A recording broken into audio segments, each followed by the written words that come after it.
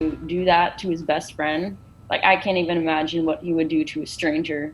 The family of a young man killed by a gun supplied by his friend says justice has not been served. Good evening. I'm Kimberly Hunt. And I'm Steve Atkinson. Our ABC 10 News reporter Leah Pizzetti has the family's frustration over the friend getting off with probation.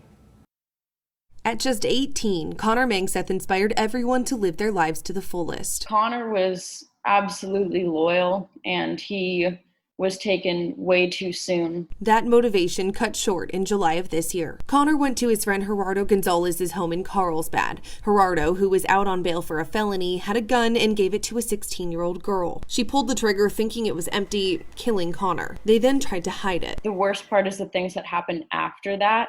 It was that Gerardo Gonzalez and this minor, they left to go hide the gun. They created a false story involving two other gunmen, and they spent 20 minutes doing this as opposed to anyone calling 911 or getting help. Connor's sister Sabrina says she wants justice for those actions, but she says justice was not served. Gerardo was charged with accessory after the fact and child endangerment, pleading guilty, then sentenced to probation and up to a year in jail, a punishment Sabrina says does not fit the crime. It is, absolutely terrible that the justice system doesn't uphold morality in any sense for his actions that he chose to do. She started a petition saying the plea was made without communication with the family, asking the courts to take more time to investigate, but with Wednesday's sentencing, that hope is gone. The district attorney's office brought in a second prosecutor to finish the case, and Sabrina says that prosecutor did do a better job of communicating with them.